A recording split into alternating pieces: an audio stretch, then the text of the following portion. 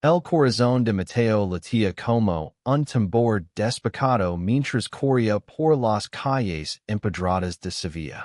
La noche lo envolvía, pero no era la oscuridad lo que lo aterrorizaba, sino la figura que lo perseguía. Un policía, con pasos firmes y una linterna que cortaba la penumbra como un cuchillo. Para, maricón, resonó la voz, áspera y cargada de desprecio, haciendo que el alma de Mateo se encogiera. Tenía 25 años, un espíritu libre atrapado, en un cuerpo que siempre había sentido demasiado grande para las expectativas de los demás. Mateo, con su cabello oscuro cayendo en mechones rebeldes sobre la frente, era un artista callejero que pintaba murales en los rincones olvidados de la ciudad. Sus obras, líneas de colores vibrantes y figuras entrelazadas, gritaban lo que él no se atrevía a decir en voz alta. Que amaba a quien amaba, sin importar el género. Pero en esa noche de verano, bajo la mirada vigilante de la Giralda, su libertad estaba en peligro. El callejón donde ese refugio era estrecho, con paredes desconchadas que olían a historia y humedad. La linterna del policía lo alcanzó, y Mateo se giró, enfrentando al hombre que lo había seguido desde la plaza donde había estado besando a Javier, su novio. El oficial, Diego, de unos 35 años, tenía el rostro enderezado por años de servicio y algo más. Algo que Mateo no podía descifrar. Sus ojos, oscuros y penetrantes, lo estudiaban con una mezcla de autoridad y algo que parecía duda. ¿Qué hacías en la plaza? Preguntó Diego, su voz cortante como el filo de una navaja.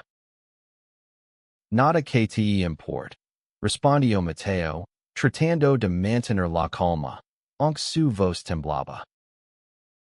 No me hagas arrestarte. Sé lo que eres. Esas palabras golpearon a Mateo como un puñetazo. Sé lo que eres. No era la primera vez que las escuchaba, pero esta vez venían acompañadas de una amenaza real.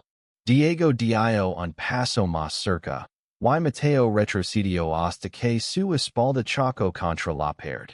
El aire se volvió denso, cargado de tensión. Pero entonces, algo cambió. La mano de Diego, que estaba a punto de agarrarlo, se detuvo en el aire. Sus ojos se encontraron, y por un instante, Mateo vio un destello de vulnerabilidad en el rostro del policía. ¿Por qué me persigues?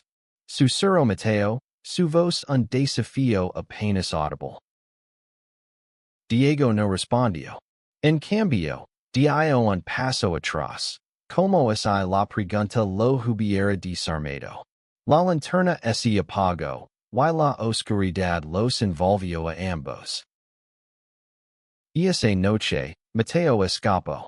Pero algo en él sabía que no sería la última vez que vería a Diego. Había algo en esos ojos. Algo que lo perseguiría más que cualquier linterna. Los días siguientes, Mateo intentó retomar su vida.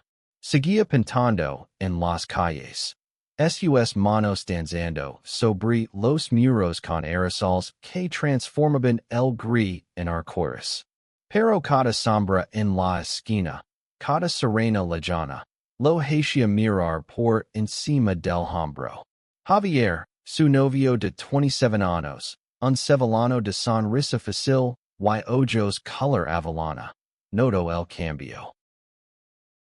¿Estás distante, Mateo? ¿Qué pasó esa noche? Preguntó Javier una tarde mientras compartían un café en una terraza cerca del río Guadalquivir. No es nada, mintió Mateo, removiendo el azúcar con demasiada fuerza. No quería preocuparlo. Javier era un alma luminosa, un músico que tocaba la guitarra en las plazas y vivía para hacer sonreír los demás. Pero Mateo no podía sacarse de la cabeza la mirada de Diego, y esa mezcla de desprecio y algo más profundo, algo que lo inquietaba. Y esa misma semana, mientras pintaba un mural en el barrio de Triana, Mateo lo vio de nuevo. Diego estaba allí, al otro lado de la calle, observándolo desde su patrola. No había linterna esta vez, solo esa mirada que parecía atravesarlo. Mateo dejó caer el aerosol, y el bote rodó por el suelo con un sonido metálico. ¿Qué quieres de mí? Gritó, sin importar que los transeúntes se giraran a mirarlo. Diego no respondió. Bajo la ventanilla de la patrola y, por un segundo, pareció que había decir algo. Pero luego arrancó y desapareció entre el tráfico. Y esa noche, Mateo no pudo dormir. La imagen de Diego lo perseguía, no solo como una amenaza, sino como un enigma. ¿Por qué no lo había arrestado? ¿Por qué lo seguía? Decidió que no podía seguir yendo. Si Diego quería jugar al gato y al ratón, él iba a enfrentarlo.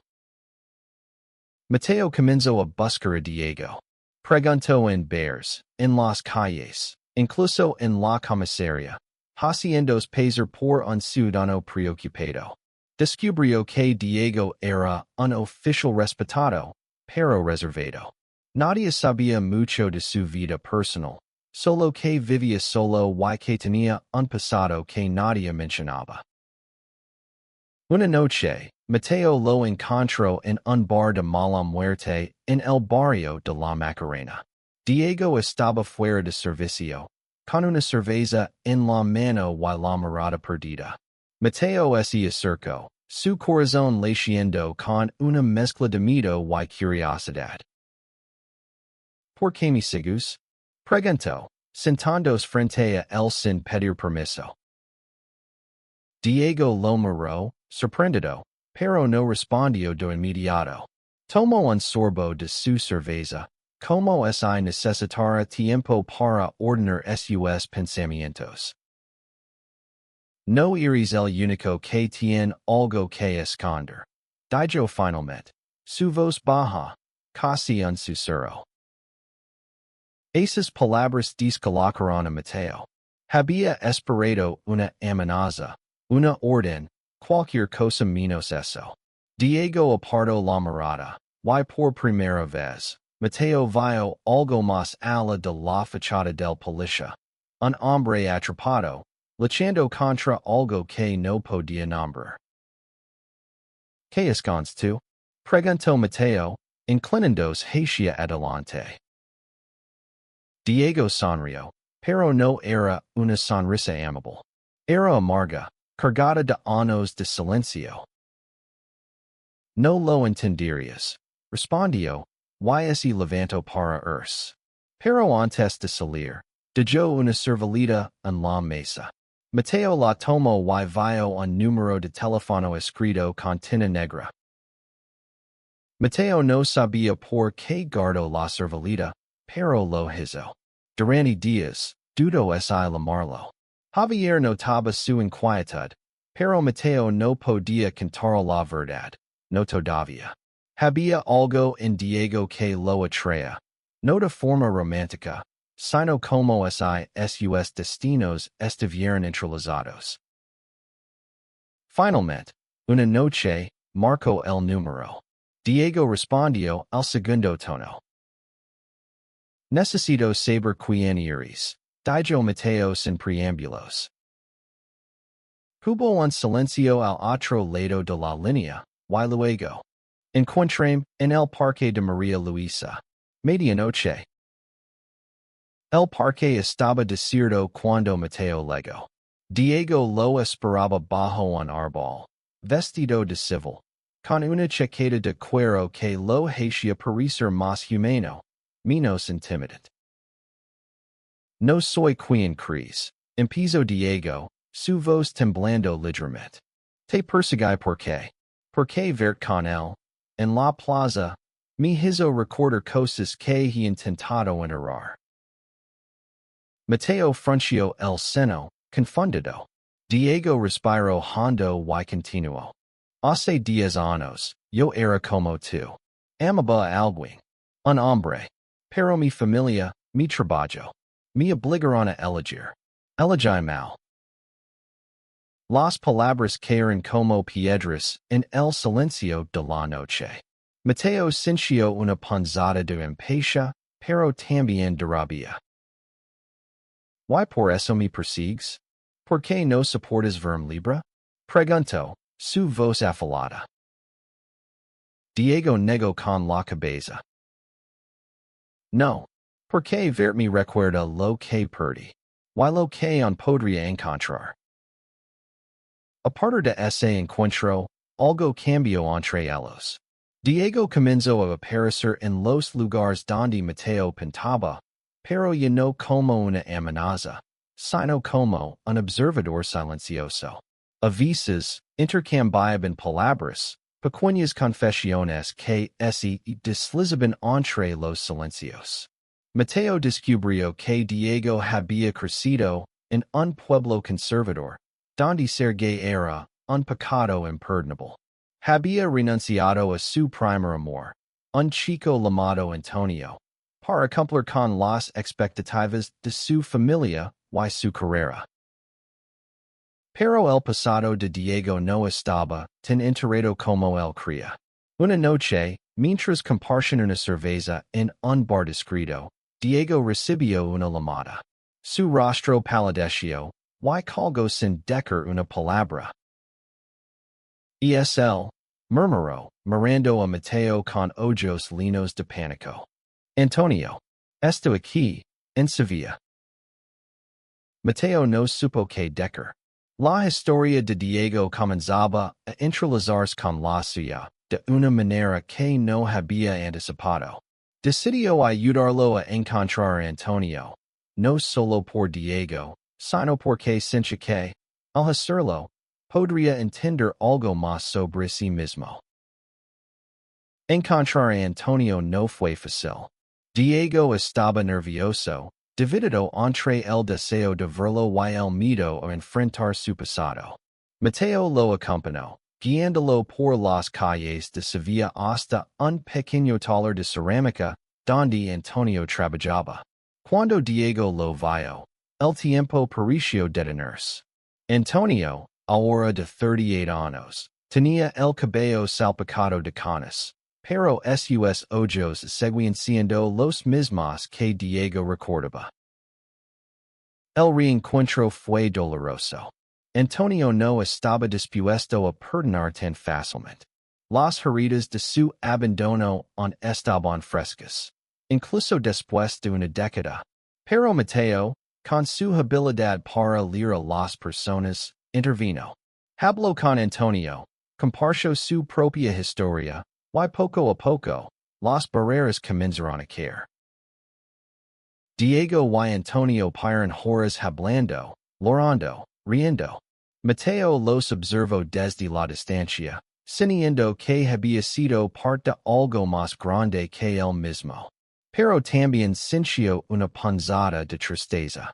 ¿Y es Javier y él enfrentaron un destino similar? La historia de Diego y Antonio inspiró a Mateo a ser más valiente. Decidió hablar con Javier, contar todo. El acoso, el miedo, la conexión inesperada con Diego. Javier lo escuchó en silencio, y cuando Mateo terminó, lo abrazó con fuerza. No voy a desarrollar, dijo Javier, su voz firme. Pase lo que pase, estamos juntos en esto. Diego, por su parte, comenzó a sanar. No volvió a ser el mismo policía frío y distante. Empezó a asistir a reuniones de apoyo para personas LGBT, a hablar abiertamente de su pasado. Antonio y él no retomaron su relación, pero encontraron una amistad que los ayudó a cerrar viejas heridas. Una mañana, Mateo Pinto un nuevo mural en el centro de Sevilla. Era una obra maestra. Dos manos entrelazadas, una rodea de sombras, la otra banada en luz. Diego pasó por allí y se detuvo a mirar. Por primera vez, sonrió sin reservas. Gracias, dijo simplemente. Mateo asintió, su pincel en la mano. No me de las gracias. Solo sigo siendo tú. El mural se convirtió en un símbolo para la ciudad, un recordatorio de que el amor, en todas sus formas, merece ser libre. Y Mateo, por fin, sintió que había encontrado su lugar en el mundo, no solo como artista, sino como alguien que, a pesar del miedo, había elegido ser el mismo.